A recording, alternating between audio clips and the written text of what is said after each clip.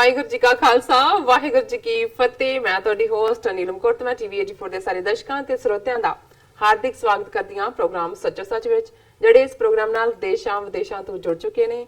Khalsa face centre ਦੇ ਸੰਚਾਲਕ doctor Amarjit Singh ji ਰੋਜ਼ਾਨਾ ਹੀ ਤਰ੍ਹਾਂ ਸਟੂਡੀਓ ਵਿੱਚ ਮੇਰੇ ਨਾਲ ਸ਼ਾਮਲ ਨੇ।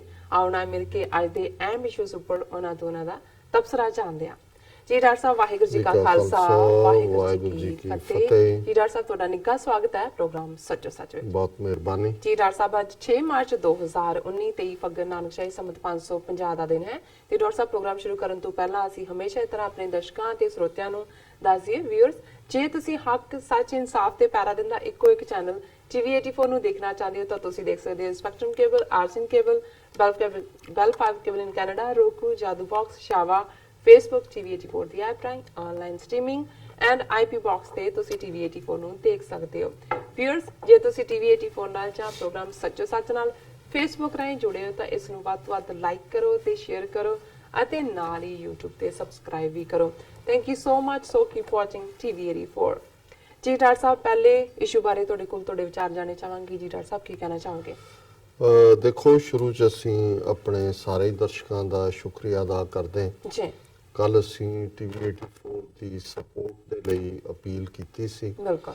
ਔਰ ਸਾਡੇ ਕੁਝ ਵੀਰਾਂ ਨੇ, ਖਾਸ ਤੌਰ ਤੇ ਪਾਕਿਸਤਾਨੀ ਭੈਣਾਂ ਭਰਾਵਾਂ ਨੇ ਵਾਪਸ ਮੈਸੇਜ ਲਿਖ ਕੇ ਸਪੋਰਟ ਕਰਨ ਦਾ ਫਾਈਨੈਂਸ਼ੀਅਲ ਇਕਰਾਰ ਕੀਤਾ। ਜੀ ਸੋ ਅਸੀਂ ਜਿਹੜਾ ਇਕੱਲੇ ਦਾ ਤਾਂ ਨਹੀਂ ਨਾਂ ਲੈ ਸਕਦੇ, ਪਰ ਸਭ ਦਾ ਹੀ ਅਸੀਂ ਸ਼ੁਕਰੀਆ ਅਦਾ ਕਰਦੇ ਹਾਂ।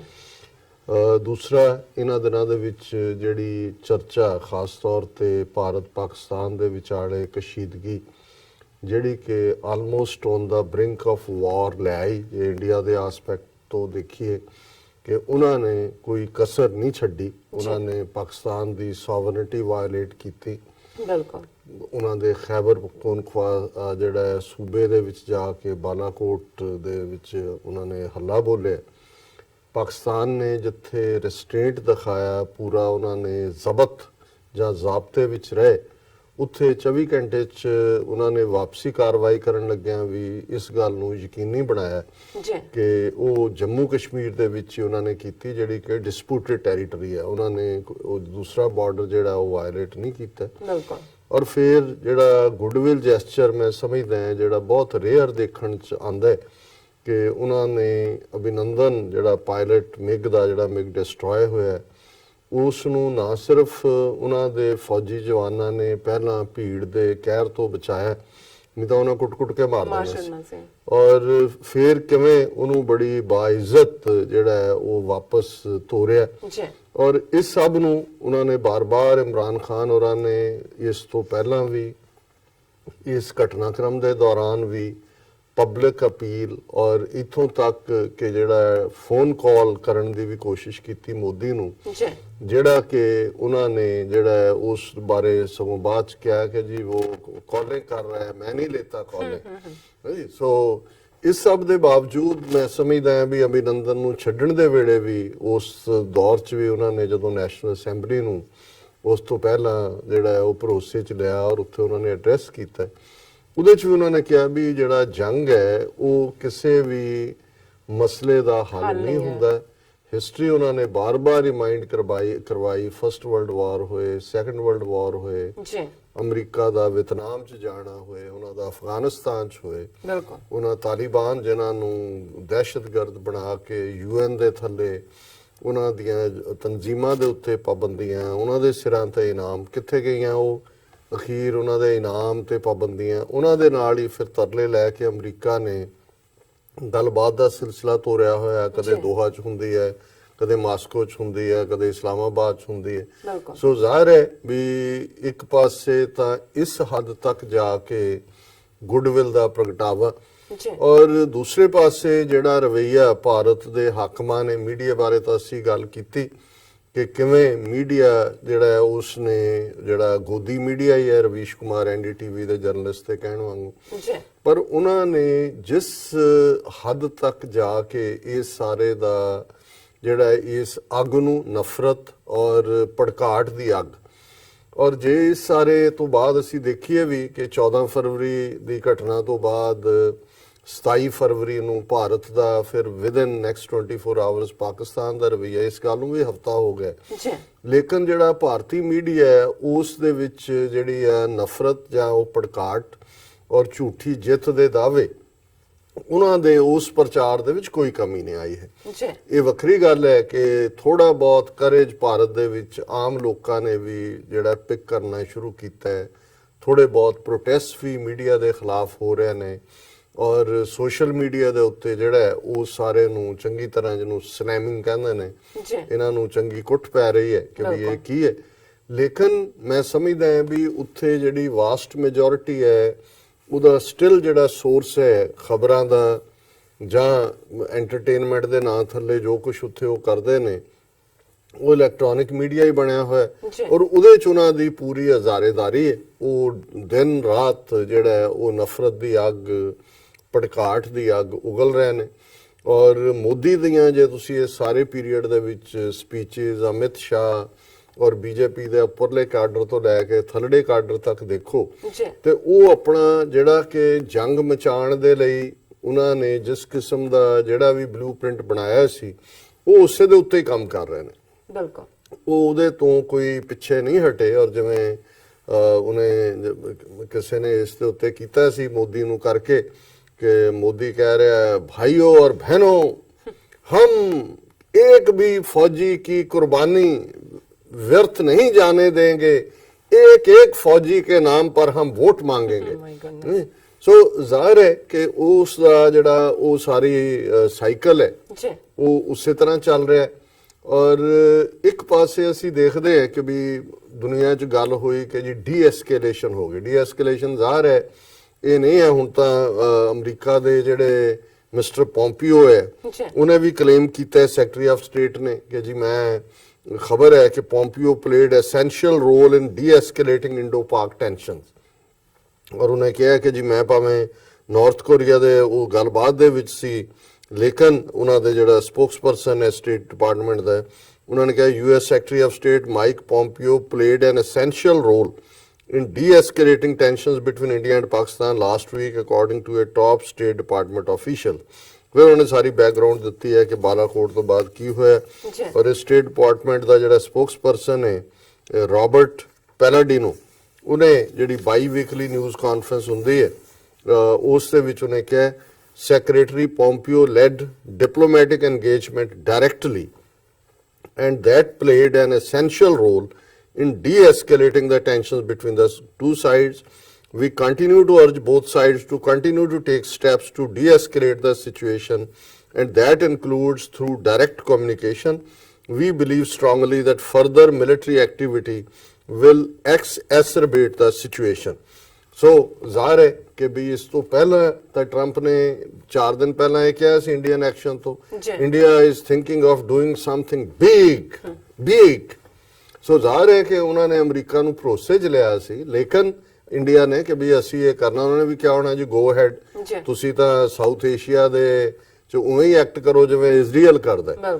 ਪਰ ਇਹ ਵੱਖਰੀ ਗੱਲ ਹੈ ਕਿ ਵੀ ਉਹ ਉਹਨਾਂ ਦੀ ਨੀਅਤ ਕੀ ਸੀ ਜੋ ਕਰਨ ਵਾਲਿਆਂ ਦੀ, ਤੇ ਅੱਗੋਂ ਜਿਹੜਾ ਜਵਾਬ ਮਿਲਿਆ ਉਹਨਾਂ ਨੇ ਬੁਥਾੜ ਭੰਨ ਦਿੱਤਾ, ਗੱਲ ਉੱਤੇ ਰੁਕ ਗਈ। ਪਰ ਇਸ ਸਭ ਦੇ ਬਾਵਜੂਦ ਦੋ ਐਸਪੈਕਟ ਇਸ ਸਾਰੀ ਸਿਚੁਏਸ਼ਨ 'ਚੋਂ ਜਿਹੜੇ ਮੈਂ ਜ਼ਰੂਰ ਡਿਸਕਸ ਕਰਨਾ ਚਾਹੁੰਦਾ। ਪਹਿਲਾ ਤਾਂ ਬੇਸ਼ੱਕ ਜਦੋਂ ਅਸੀਂ ਇਮਰਾਨ ਖਾਨ ਜਾਂ ਉਹਨਾਂ ਦੇ ਐਡਮਿਨਿਸਟ੍ਰੇਸ਼ਨ ਦੀ ਤਾਰੀਫ ਕੀਤੀ ਹੈ ਜਾਂ ਕਰਦੇ ਸੋ ਜ਼ਾਹਿਰ ਹੈ ਅਸੀਂ ਦੇਖਦੇ ਹਾਂ ਕਿ ਉਹ ਬੜੀ ਮੈਗਨੈਨਿਮਿਟੀ ਦੇ ਨਾਲ ਔਰ ਸਟੇਟਸਮੈਨ ਲਾਈਕ ਬਿਹੇਵ ਕਰਦੇ ਨੇ। ਪਰ ਇਸ ਗੱਲ ਦਾ ਵੀ ਧਿਆਨ ਰਹੇ ਕਿ ਜਿਨ੍ਹਾਂ ਦੇ ਨਾਲ ਵਾਹ ਹੈ, ਔਰ ਮੀਆਂ ਮੁਹੰਮਦ ਬਖਸ਼ ਦੀਆਂ ਇਹ ਲਾਈਨਾਂ ਮੇਰੇ ਸਾਹਮਣੇ ਨੇ ਜਿਹਦੇ 'ਚ ਉਹਨਾਂ ਨੇ ਕਿਹਾ ਕਿ ਅਸਲਾਂ ਨਾਲ ਜੇ ਨੇਕੀ ਕਰੀਏ ਉਹ ਨਸਲਾਂ ਤੱਕ ਨਹੀਂ ਭੁੱਲਦੇ, ਬੇਨਸਲਾਂ ਨਾਲ ਨੇਕੀ ਕਰੀਏ ਉਹ ਪੁੱਠੀਆਂ ਚਾਲਾਂ ਚੱਲਦੇ। ਹੁਣ ਜਿਹੜੀ ਇਹ ਹੈ ਇੱਕ ਪਾਸੇ ਜਿਹੜੇ ਸੱਚਮੁੱਚ ਨੇ ਜਿਹੜੇ ਸ਼ੁਕਰਗੁਜ਼ਾਰੀ 'ਚ ਹੁੰਦੇ ਨੇ, ਜਿਹੜੇ ਤਾਰੀਫ 'ਚ ਹੁੰਦੇ ਨੇ ਔਰ ਉਹ ਅਹਿਸਾਨ ਫਰਾਮੋਸ਼ ਨਹੀਂ ਹੁੰਦੇ।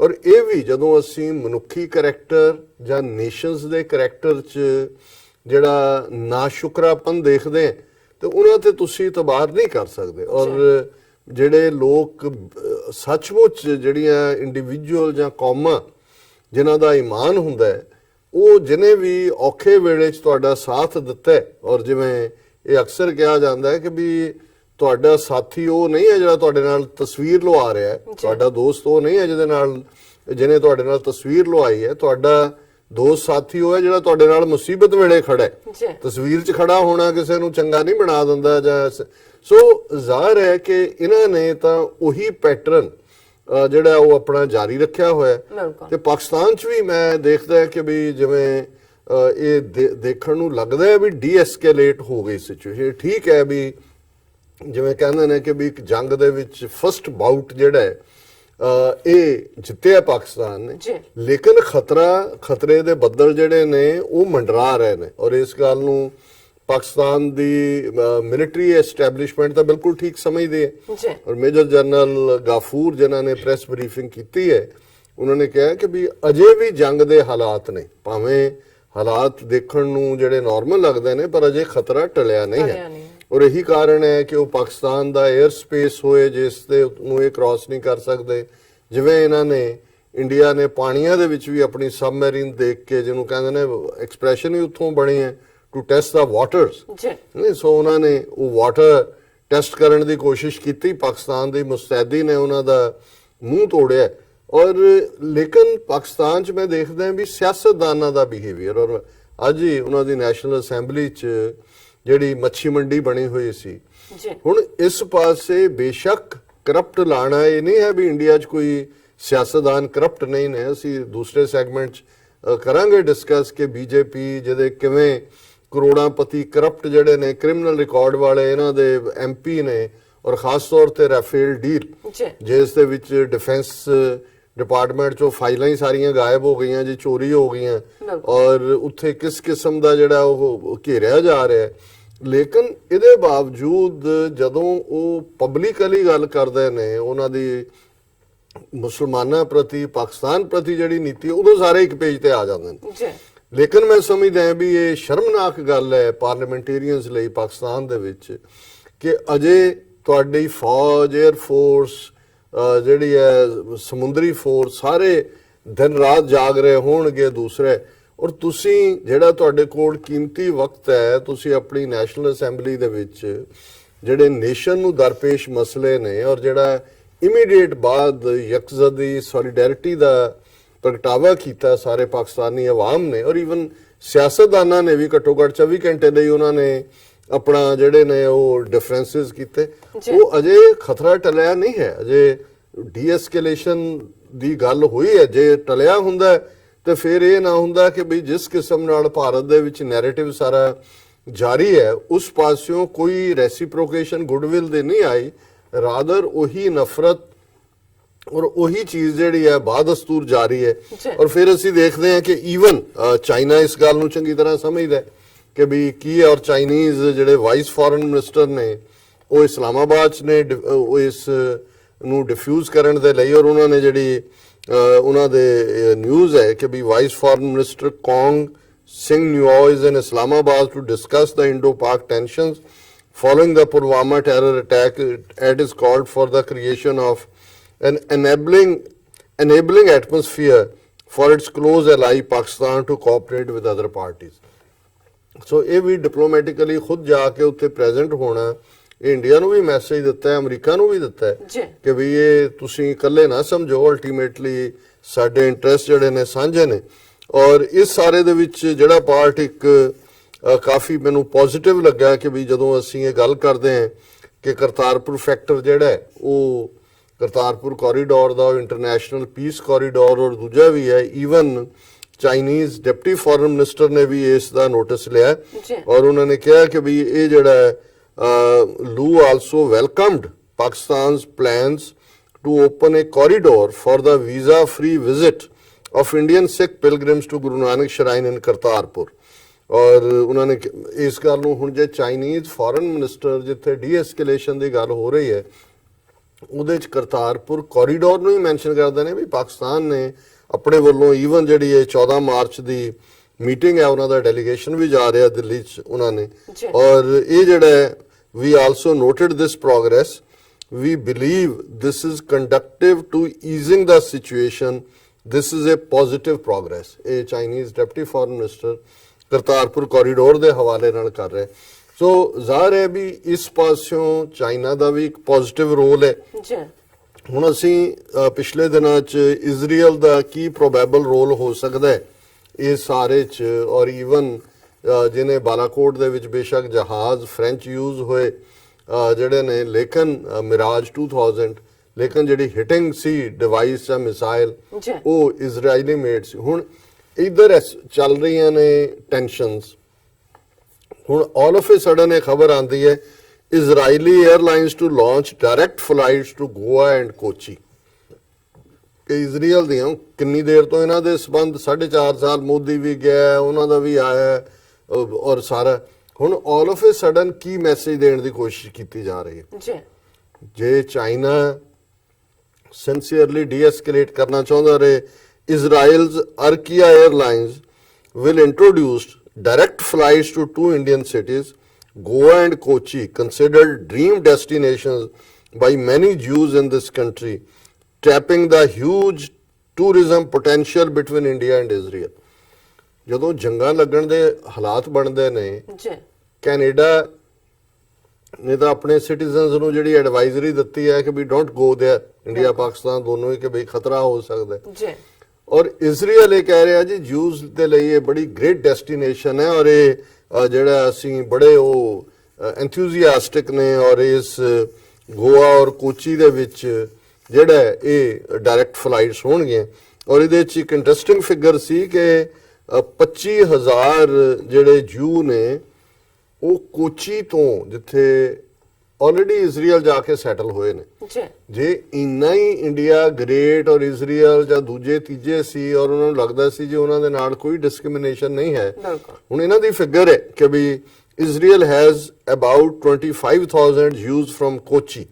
ਔਰ ਇਹ ਉਹਨਾਂ ਨੇ ਕਿਹਾ ਜੀ ਕਿ ਜਿਹੜਾ ਸਿਨਾਗੋਗ ਹੈ ਕੋਚੀ ਦੇ ਵਿੱਚ ਬੜਾ ਪੁਰਾਣਾ, ਉਸ ਦੀ ਇੱਕ ਜਿਹੜੀ ਹੈ ਰਿਪਲਾਈਕਾ ਉਹਨਾਂ ਨੇ ਕਮਿਊਨਿਟੀ ਨੇ ਸੈਟਲਮੈਂਟ ਸਾਊਥ ਆਫ ਇਜ਼ਰਾਈਲ 'ਚ ਉਹਨਾਂ ਨੂੰ ਰੱਖਿਆ ਕਿ ਜਿੱਥੇ ਜਿਹੜੀ ਕੋਚੀ ਦੇ ਜੂ 25,000 ਨੇ ਉਹਦਾ ਰਿਪਲਾਈਕਾ ਨਾਲ ਲੈ ਗਏ ਸਿਨਾਗੋਗ ਦਾ। ਪਰ ਮੇਰੀ ਨਜ਼ਰ ਇੱਕਦਮ ਇਸ ਦੇ ਉੱਤੇ ਪਈ ਕਿ ਵੀ ਇਹ ਜਦੋਂ ਇਜ਼ਰਾਈਲ ਦਾ ਇਸ ਲੈਵਲ ਦੇ ਉੱਤੇ ਜਦੋਂ ਇਹ ਪੀਰੀਅਡ ਚੱਲ ਰਿਹਾ ਔਰ ਉਹ ਇਹ ਮੈਸੇਜ ਦੇ ਰਿਹਾ ਕਿ ਜੀ ਅਸੀਂ ਜਿਹੜਾ ਉਹ ਡਾਇਰੈਕਟ ਫਲਾਈਟ ਚਲਾ ਰਹੇ ਹਾਂ। ਔਰ ਦੂਜੇ ਪਾਸੇ ਇੰਡੀਆ ਦਾ ਰਵੱਈਆ ਕੀ ਹੈ?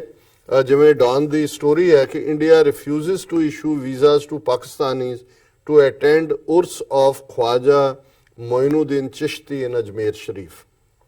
ਹੁਣ ਖਵਾਜਾ ਮੌਦੂਦੀਨ ਚਿਸ਼ਤੀ ਦਾ, ਮੋਇਨੂਦੀਨ ਚਿਸ਼ਤੀ ਦਾ ਜਿਹੜਾ ਅਜਮੇਰ ਦੇ ਵਿੱਚ ਉਰਸ ਹੁੰਦਾ ਹੈ, ਔਰ ਇਹ ਜਿਹੜੇ ਫਕੀਰ ਖਾਸ ਤੌਰ ਤੇ ਚਿਸ਼ਤੀ ਜਿਹੜਾ ਇਹਨਾਂ ਦਾ ਸਿਲਸਿਲਾ ਕਹਿੰਦੇ ਨੇ ਫਕੀਰ ਦੀ ਫਕੀਰੀ ਦੁਨੀਆ 'ਚ, ਇਹਨਾਂ ਦੇ ਵਿੱਚੋਂ ਹੀ ਇਹਨਾਂ ਦੇ ਜਿਹੜੇ ਨੇ ਮੋਇਨੂਦੀਨ ਚਿਸ਼ਤੀ ਔਰ ਬਾਬਾ ਫਰੀਦ ਗੰਜ ਸ਼ਕਰ ਜਿਹੜੇ ਨੇ ਉਹ ਵੀ ਉਸ ਤੋਂ ਜਿਹੜਾ ਉਸੇ ਸਿਲਸਿਲੇ ਦੇ ਜਿਹੜੇ 5 ਵੱਡੇ ਨੇ, ਉਹਨਾਂ ਤੋਂ ਪਹਿਲਾਂ ਕਾਕੀ ਬਖਤਾਵਰ ਕਾਕੀ ਜਾਂ ਉਹਨਾਂ ਦਾ ਨਾਂ।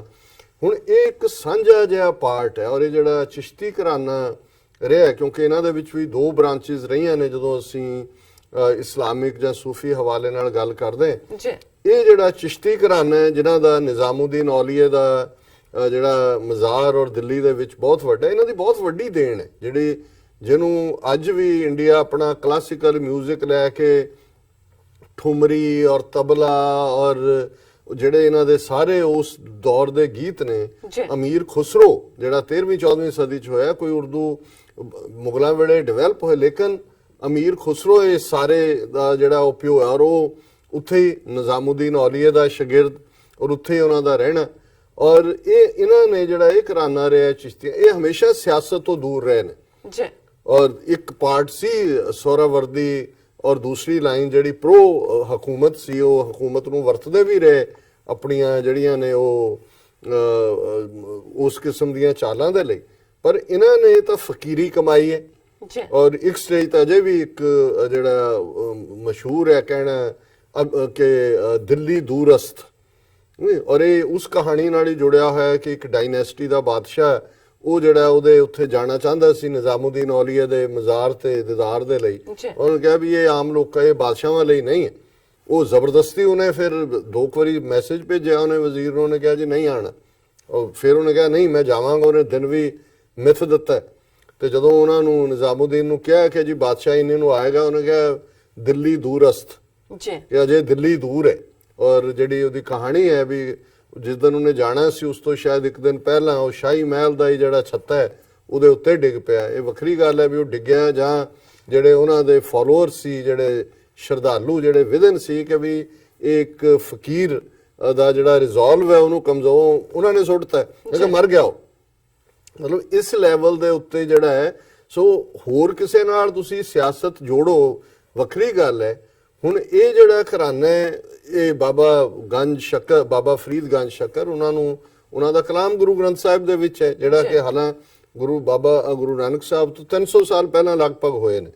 ਪਰ ਆਲ ਦਾ ਵੇ ਗੁਰੂ ਸਾਹਿਬ ਕਰਤਾਰਪੁਰ ਸਾਹਿਬ ਤੋਂ ਜਿਹੜਾ ਉਹ ਮੁਲਤਾਨ ਗਏ, ਮੁਲਤਾਨ ਤੋਂ ਪਾਕਪਟਨ, ਉੱਥੋਂ ਜਿਹੜੇ ਉਸ ਪਾਕਪਟਨ ਦੀ ਗੱਦੀ ਨਸ਼ੀਨ ਚੱਲ ਰਹੇ ਸੀ, ਉਹਨਾਂ ਤੋਂ ਬਾਬਾ ਫਰੀਦ ਦਾ ਕਲਾਮ ਲਿਆਂਦਾ।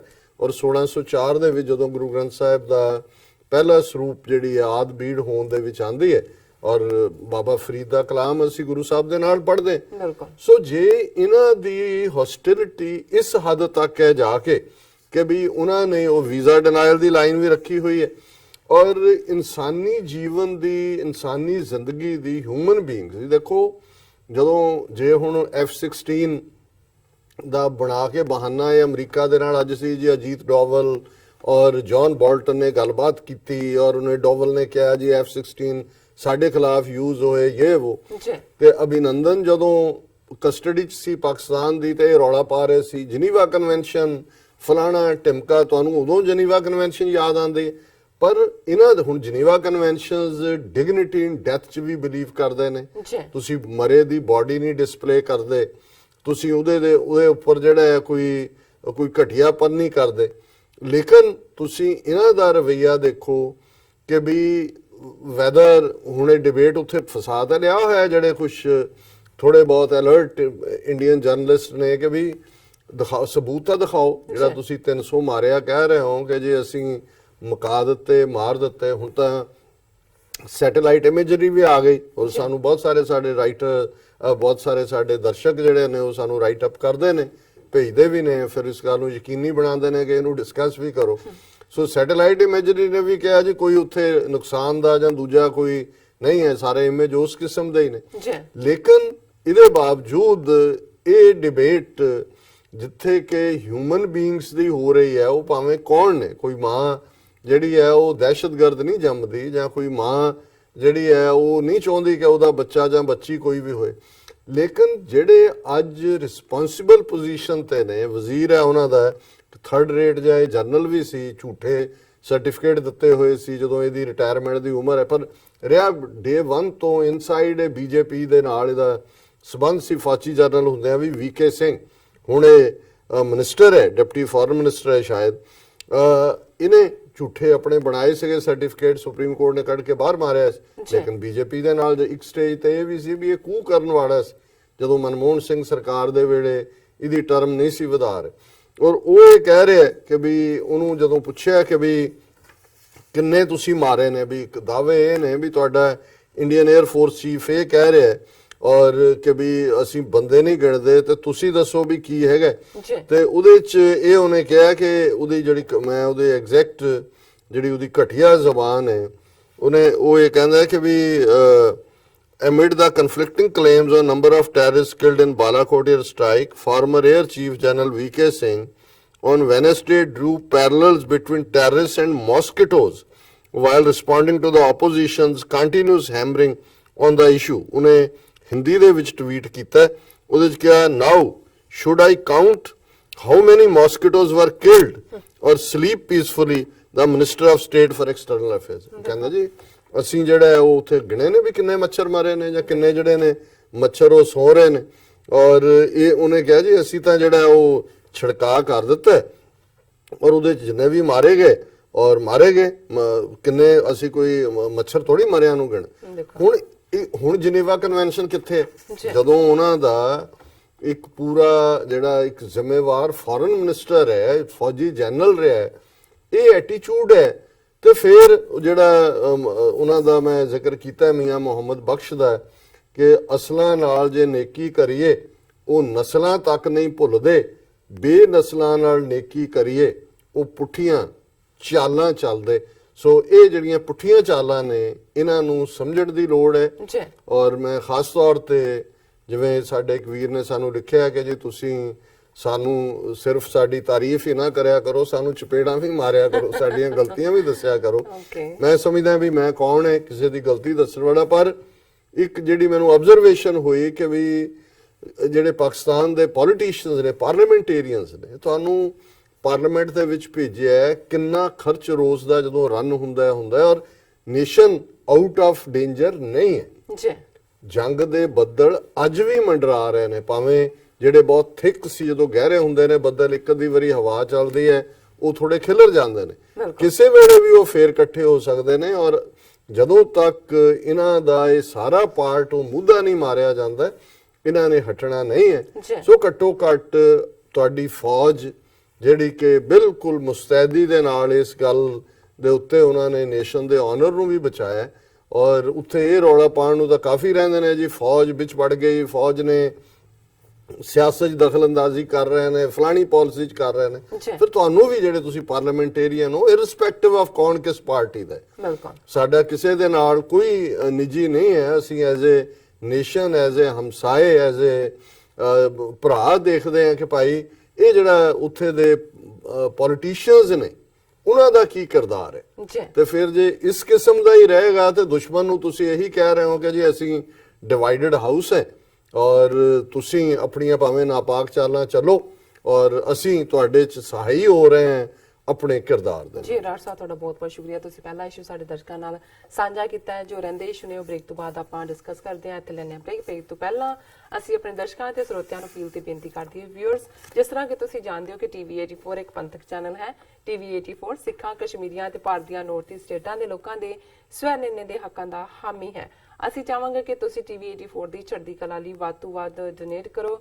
ਡੋਨੇਟ ਕਰਨ ਲਈ ਸਾਡੀ ਵੈਬਸਾਈਟ tv84.tv ਤੇ ਜਾ ਕੇ PayPal ਦੀ ਵਰਤੋਂ ਕਰਕੇ ਵਨ ਟਾਈਮ ਡੋਨੇਟ ਕਰ ਸਕਦੇ ਹੋ, ਮੰਥਲੀ ਡੋਨੇਟ ਵੀ ਕਰ ਸਕਦੇ ਹੋ।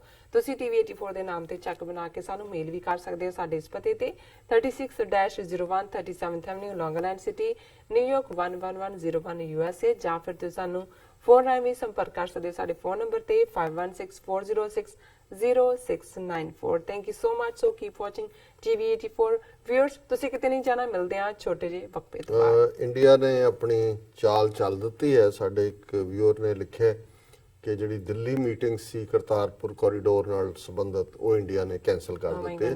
ਸੋ ਜ਼ਾਹਰ ਹੈ ਕਿ ਉਹਨਾਂ ਦਾ ਜਿਹੜਾ ਹੌਸਟਿਲਿਟੀ ਵਾਲਾ, ਦੁਸ਼ਮਣੀ ਵਾਲਾ ਵਰਤਾਰਾ ਹੈ ਉਹ ਹੁਣ ਲਗਾਤਾਰਤਾ ਨਾਲ ਜਾਰੀ ਹੈ। ਪਰ ਇਸ ਦੇ ਨਾਲ ਘੱਟੋ ਘੱਟ ਸਿੱਖ ਕੌਮ ਨੂੰ ਵੀ ਇਹ ਸੁਨੇਹਾ ਮਿਲਦਾ ਹੈ ਕਿ ਕਰਤਾਰਪੁਰ ਕੋਰੀਡੋਰ ਕਿੰਨਾ ਅਹਿਮ ਹੈ ਤੇ ਉਹਨੂੰ ਰੋਕਣ ਦੇ ਲਈ ਭਾਰਤ ਸਰਕਾਰ ਕਿਸ ਹੱਦ ਤੱਕ ਜਾ ਰਹੀ ਹੈ। ਬਿਲਕੁਲ, ਨੋ ਡਾਊਟ।